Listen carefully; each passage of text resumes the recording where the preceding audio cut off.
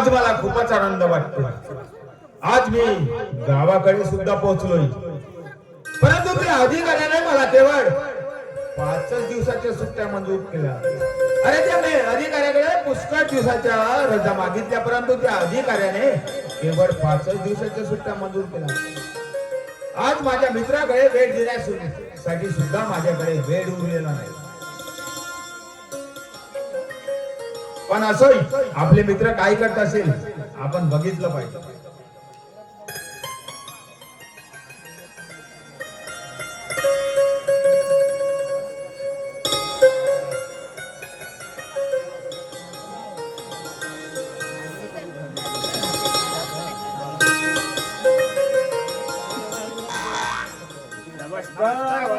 नमस्कार. किती दिवसांनी आपली भेट झाली बादशाह.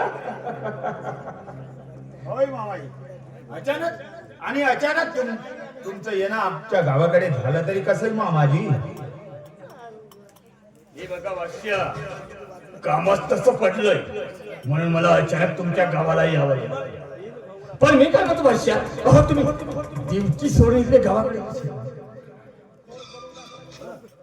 अहो मामाजी, त्या अधिकाऱ्याकडे पुष्कळ दिवसाच्या रजा मागितल्या, परंतु त्या अधिकाऱ्याने केवळ मला 5 दिवसाच्या सुट्ट्या मंजूर केल्यात मामाजी.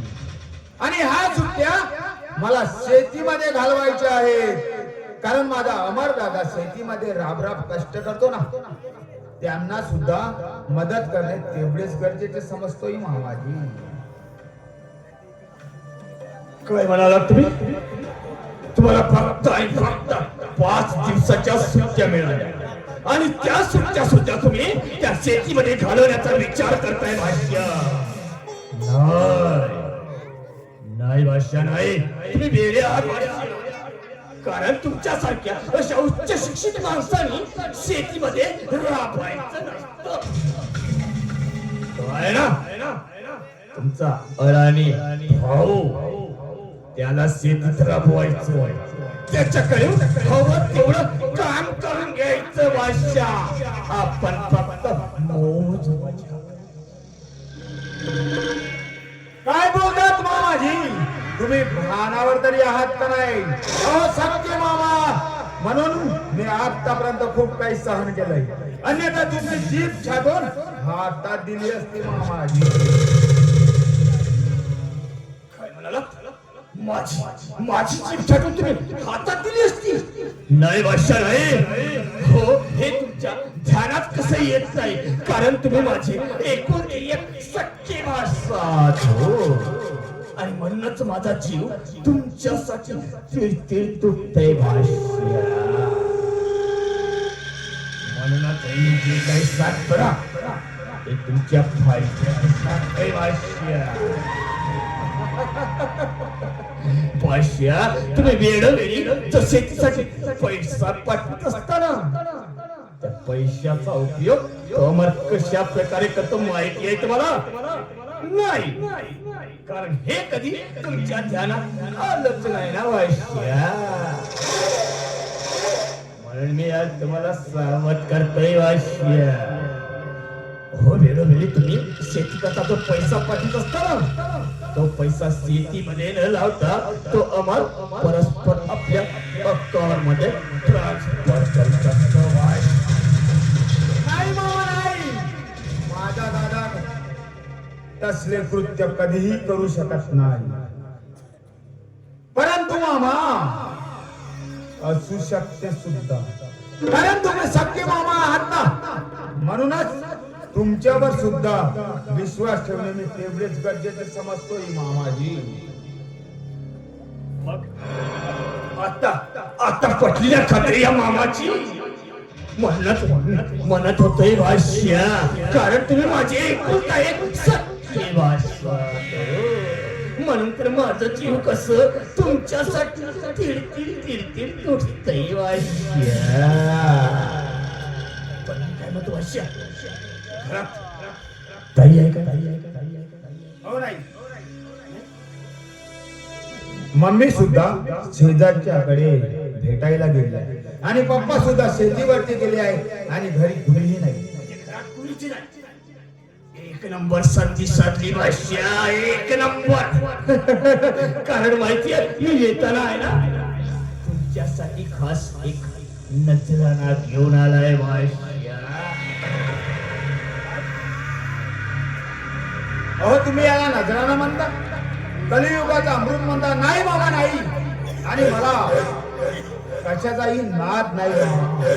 म्हणूनच हा कलियुगाचा अमृत मी घेणार सुद्धा नाही. हे बघा भाष्या, अहो तुम्हाला नाद नाही हे मला माहिती आहे. फक्त आज एवढ्या दिवसांनी हा मामा तुमच्या घरी आलाय म्हणून म्हणतोय माझ्या सोबत फक्त आणि फक्त थोडीशी घेऊन बघायची.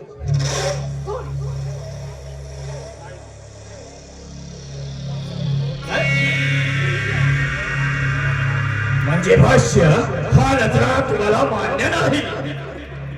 म्हणजे आज तुम्हाला या मामाचं अपमान करायचं.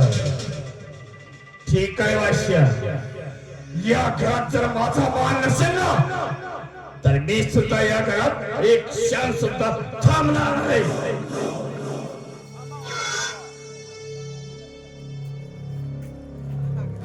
तुमचा हट्ट असा आहे ना मामा, मी घेण्यास सुद्धा तयार होणार.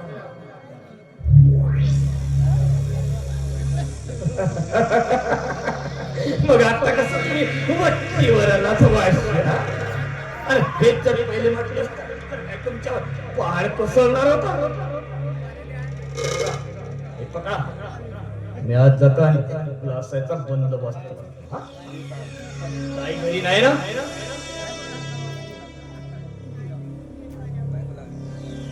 मी पाठवलेले पैसे तो काय अमर अकाउंट मध्ये जमा करतोय आणि कितपत जमा करतोय हे मला बघायचं आहे मामा. म्हणूनच म्हणतोय की मामा असावा तर माझ्या राकेश मामा सारखा.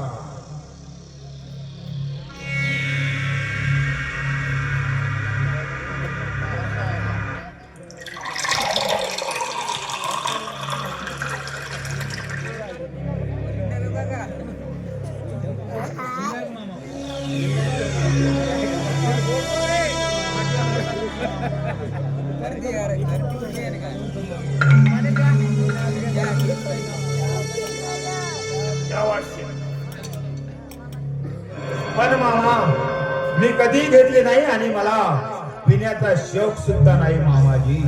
त्याच गोष्टी भाष्य अहो मी आत्ताच म्हटलं ना, कारण तुम्हाला पिण्याचा शौक नाही हे मला फक्त या आनंदाच्या सरी थोडी घेऊन बघायची म्हणजे झालं. या. ठीक आहे. पण मामा मी कधी घेतली नाही आणि पिण्याचा शौक सुद्धा नाही हो. पण तुमचा हट्ट मला पिण्याचा शौक नाही.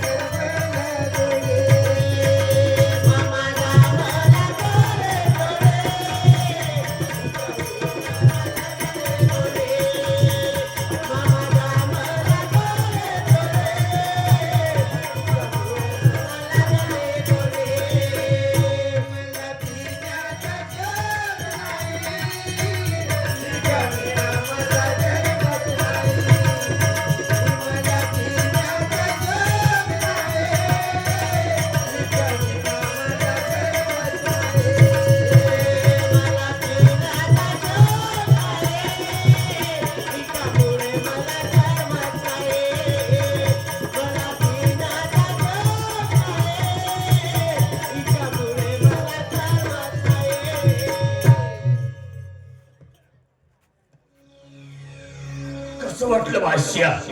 हे कलियुगाचं अमृत. खरंच मामा, तुम्ही म्हटलं ना कलियुगाचं अमृतच म्हणावं लागेल मामाजी. भाष्या, आता मी काय म्हणतोय, आपलं अमृत प्राशन तर झालं. आता या आनंदाच्या क्षणी एखादी बाग बगीचा मस्त फिरायला तर मिळाली असती ना, तर खूपच मज्जा आली असती. बाग बगीचा काय मानता मामाजी? आपल्या गावा शेजारीलाच बाग बगीचे आहेत मामाजी.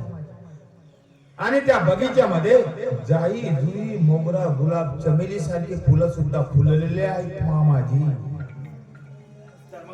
कशाला करता भाष्य? चला आता ताबडतोब आपण त्या बागेमध्ये जाऊ आणि त्या बागेतल्या हजारो जाई जुई गुलाब मोगऱ्याच्या फुलांचा आस्वाद घेऊ आणि त्या फुलांवरून स्वच्छंदपणे बागडणाऱ्या त्या फुलपाखरांचा सुद्धा आस्वाद घेऊ.